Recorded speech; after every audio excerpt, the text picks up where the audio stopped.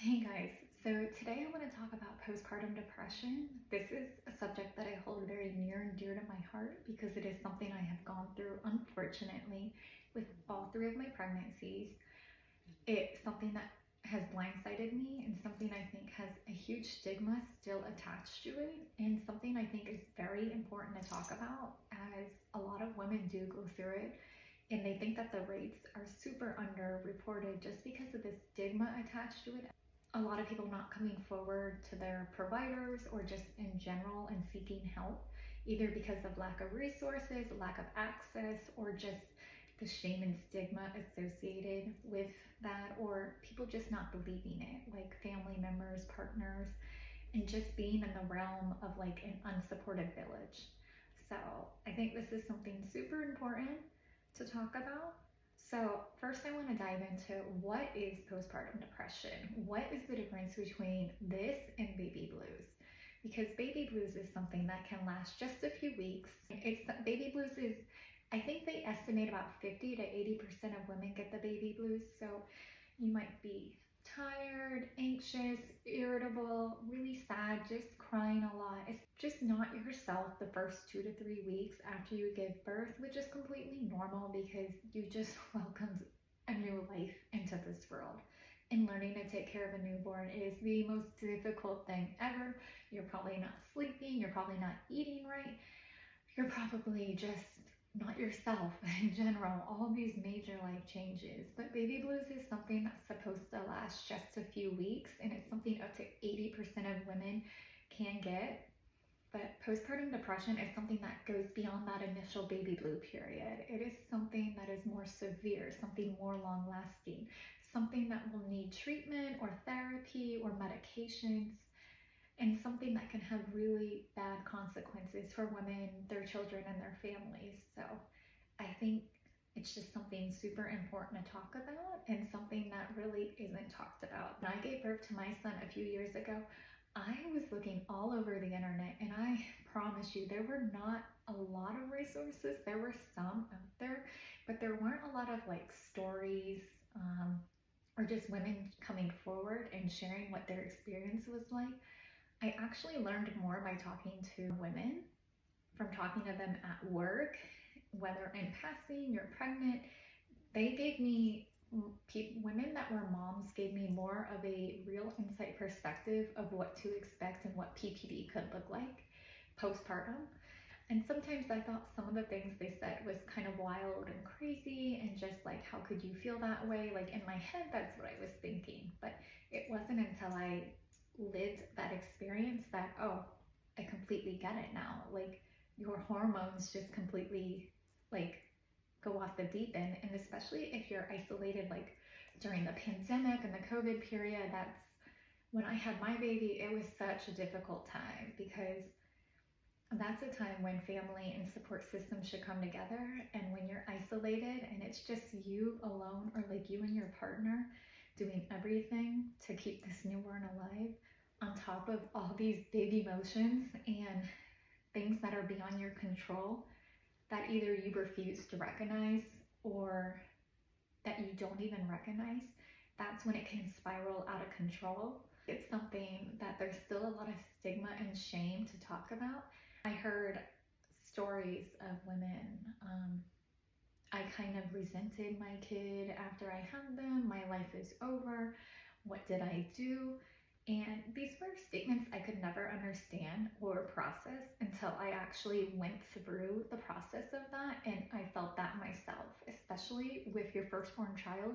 There is no other, it's very hard to prepare for that, what your life is going to look like after, because you think you have an idea of what your life is going to look like, but you can just wipe that away because it probably won't. Like the reality of those first 3 months is like the most difficult thing I have ever done, and I've done it 3 times. And my husband and I know it sounds bad, but we're just not fans of the newborn phase. It is just the most draining mentally and physically periods of our life.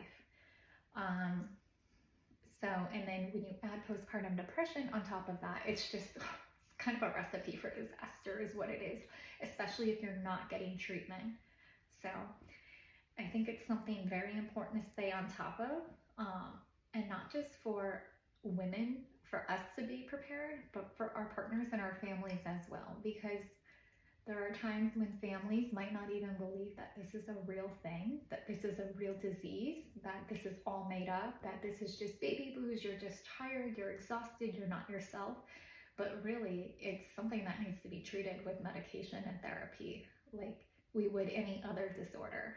So, so I remember hearing women that I didn't really know, but like when I was pregnant, they would say things, oh, it was hard to bond with my baby. And I just thought that was kind of a wild statement to say, like, especially if you planned the pregnancy and this is something you wanted so bad, but now that baby's here, how could you not bond? Like, how is that not natural? Because you see in all the movies and all over TV that you're supposed to have this instant connection, which let me tell you, it doesn't always happen that way. It isn't always love at first sight.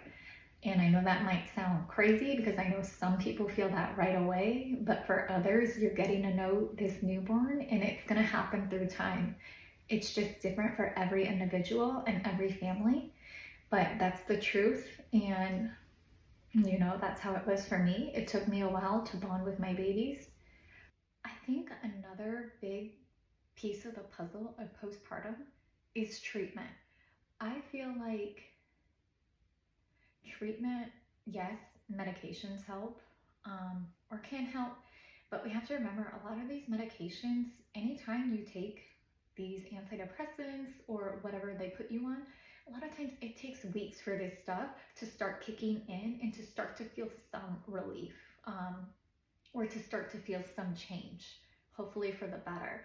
Sometimes they have to mess around. You have to switch your antidepressants. So you really might not, you know, be feeling yourself or feeling better until months later, because a lot of these antidepressants, they take a while in your system, like at least 3 to 4 weeks to start to feel the change and the effects. And if they start you on a medication and it's just not working out, you start to have negative side effects, then they start you on another one. Like that's already like a month and a half, like, or 2 months later that you're still not hormonally in the right space. So it takes a while. And on top of like just medication in general, you have to have access to your providers and to medication. And just the cost of medication alone, insurance is not great in general. And then getting medications, being able to have the time to get them, the resources to get them, and the financial ability to pay for them is also another factor we need to add in. And something else I think is super important is therapy, but there's really not, at least when I was looking for a therapist, and I live in a huge metroplex area, I was looking for a therapist on Google for hours, and I couldn't find anyone that really specialized in like PPD. Like I eventually found somebody that I think she did it like in her past, but it was not currently what she was doing.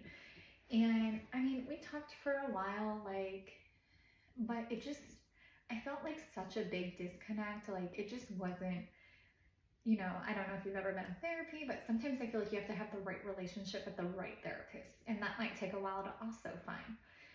So, finding someone who even, like, is skilled in dealing with this type of disease is very important, but I feel like there's also a lack of therapists out there that can deal with this, or that are like certified or have, you know, education or experience in dealing with this. Because, you know, every disorder is completely different how you would treat it and the factors that go into it. And I think it's not just something anyone can treat, obviously, you know.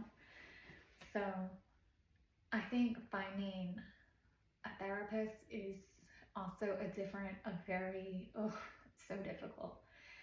And also, yeah, you can get help in the doctor's office, but I kind of feel like that's only to an extent, like for medications and whatnot. But we need to really be preventative about this. Not saying that being preventative is going to prevent it. Some of it has to do with hormonal changes, and you can't just change how your hormones are. Like, this is still going to happen to some people, no matter what prevention measures you take. But being aware of it, having family being aware of it, partners being aware of it, recognizing the signs, recognizing when to get help, and also taking those steps into getting help is as important as getting treatment. Because if you don't recognize it, if you miss those signs and those symptoms, something really bad could happen. And I've seen enough horror stories online or heard stories from women personally where some negative things have happened. So, this is just something I think education really needs to start, especially in the pregnancy period, to prepare women for what life will be like postpartum, especially when it's your first child, because what you see in the movies is not always what's going to happen.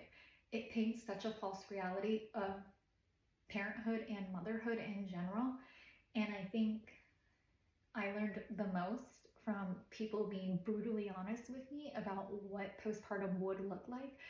But even if I thought the statements they said at the time was wild, like, I didn't bond with my baby, it took me forever, I resented my child, I thought, who could feel that way? Like, how is that possible? But it is possible, okay? Because you're not in the right state of mind after you have a baby, just because of hormonal imbalances and all these other factors that are tying into your life. And everyone's situation is going to be entirely different, but there's a lot of variables that come into play with this. So I think this is just something that we need to spread the word on, because it's super important and really not talked about enough, and we're not given enough education on it to begin with.